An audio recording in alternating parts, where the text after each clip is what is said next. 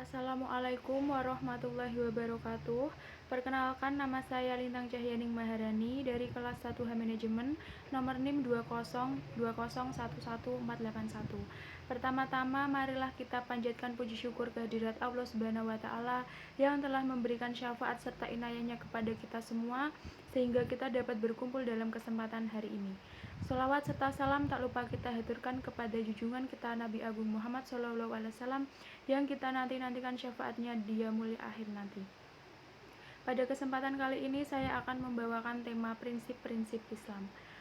Syariat Islam yang diberlakukan oleh Allah kepada manusia memiliki beberapa tujuan utama guna menjaga dan menarik kemaslahatan serta menolak dan mengantisipasi timbulnya berbagai kerusakan pada hal pokok yang menjadi sendi-sendi kehidupan seorang muslim atau muslimah, yaitu yang pertama, menjaga jiwa atau hifzun nafsi. Kedudukan jiwa dalam agama mendapat perhatian yang sangat besar dan vital untuk dijaga dan dipelihara kelangsungannya serta mencegah segala hal yang dapat mengancam atau menghilangkan nyawa seseorang. Bahkan untuk kepentingan ini, syariat membolehkan hal-hal yang sebelumnya dilarang pada saat seseorang mengalami kondisi darurat, seperti orang yang tersesat di hutan dan menderita kelaparan yang parah, namun ia tidak menjumpai makanan apapun selain bangkai, maka dibolehkan baginya memakan daging bangkai tersebut sekedar menjaga nyawanya agar tidak melayang, sehingga tidak boleh berlebih-lebihan hingga kenyang. Begitu juga saat seorang merasakan sangat haus yang mencekik tenggorokannya tapi tidak didapati minuman apapun selain hammer. Hammer yaitu minuman keras. Sementara jika hammer itu tidak segera diminum, berakibat nyawanya akan hilang. Maka diperbolehkan baginya minum hammer itu sekedar menghilangkan dahaganya.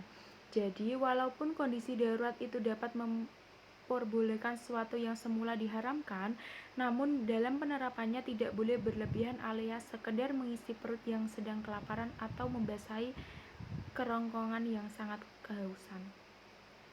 Sebagaimana dijelaskan dalam kaidah-kaidah fikih yang artinya darurat itu dapat memperbolehkan hal-hal yang semula dilarang, dan apa saja yang diperbolehkan karena darurat maka harus dilaksanakan sekadarnya. Terkait dengan penularan virus corona yang mengancam jiwa manusia di seluruh dunia, termasuk di tanah air, maka para ulama melarang penyelenggaraan sholat Jumat, sholat fardu, tarawih, dan sholat id berjamaah di masjid atau musola, dikarenakan berkumpulnya banyak orang itu akan memudahkan penularan virus corona yang dapat mengancam keselamatan jiwa banyak orang. Lebih didahulukan daripada pelaksanaan sholat jamaah di masjid atau musola yang bisa digantikan pelaksanaannya di rumah masing-masing. Dalam hal ini, sangat jelas tuntutannya dalam Quran Surat Al-Baqarah ayat 195, di mana Allah Ta'ala melarang hamba-hambanya untuk menjerumuskan diri mereka dalam kerusakan atau tertular virus corona. Begitu juga dalam hadis yang diriwayatkan oleh Ahmad dan Ibnu Majah, Rasulullah SAW melarang umatnya agar jangan sampai bertindak yang membahayakan diri sendiri dan orang lain, yakni jangan sampai seseorang tertular virus corona atau menularkannya pada orang lain. Yang kedua, menjaga akal atau hifzul akli. Akal adalah nikmat terbesar setelah nikmat kehidupan atau nyawa. Dengan akal itulah seseorang dapat memisahkan antara yang hak dan yang batil, dalam dapat memilah dan memilih mana yang baik, maslahat atau bermanfaat, serta mana yang merusak atau mafsadat dan merugikan atau madorot. Dengan akal, manusia bisa terbang melebihi kecepatan burung dengan diciptakannya pesawat terbang, mengalahkan singa, beruang, buaya, hiu, paus, dan lain sebagainya yang kekuatannya dan ukuran tubuhnya jauh lebih besar daripada manusia. Bahkan luar angkasa pun bisa ditembus dan perut bumi bisa dieksploitasi kandungannya untuk kepentingan manusia secara luas. Akal ini pula yang dapat mengantarkan manusia menemukan kebenaran serta menjemput hidayah. Karena itu, eksistensi akal harus senantiasa dijaga dan dirawat kemaslahatannya. Untuk tujuan inilah maka syariat mewajibkan umat Islam untuk menuntut ilmu, menganjurkan untuk banyak berpikir bagi kebaikan diri, keluarga, agama, bangsa, dan negara. Selain itu, melarang mereka dari konsumsi narkoba, minum minuman memabukkan atau khamr, menonton film porno, dan banyak main game dan semacamnya, karena dapat merusak otak manusia. Yang ketiga, menjaga agama. Agama sebagai penuntun hidup manusia agar teratur, tertib, seimbang lahir dan batin, serta mengarahkan manusia agar hidup bahagia, selamat, dan mulia dunia dan akhiratnya. Karena itulah syariat menetapkan berbagai tuntutan untuk menjaga, merawat, dan mempertahankan eksistensi agama, seperti menegakkan sholat 5 waktu sebagai tiangnya agama, berjihad melawan penjajah yang dapat membahayakan kelangsungan agama, menyebarkan dakwah Islam baik dengan lisan, tulisan, maupun aksi-aksi sosial. Selain itu juga syariat melarang berbuat syirik, kufur, nifak, keluar dari Islam, kawin dengan non-muslim, di mana semua itu dapat menggerogoti bahkan bisa meruntuhkan ketahanan agama seorang muslim atau muslimah. Juga tidak boleh menghina Tuhan dan agama lain, karena sama saja dengan menghina Tuhan dan agama Islam itu sendiri. Yang keempat, menjaga harta atau hifzumal.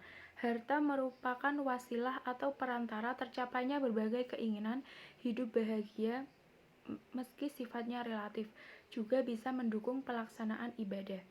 Dengan harta, orang bisa membeli pakaian untuk menutup aurat yang notabene salah satu syariat sahnya sholat, digunakan untuk bersedekah, berzakat, wakaf, hibah, berhaji, mendukung kesuksesan acara-acara peringatan hari besar Islam, dan lain sebagainya.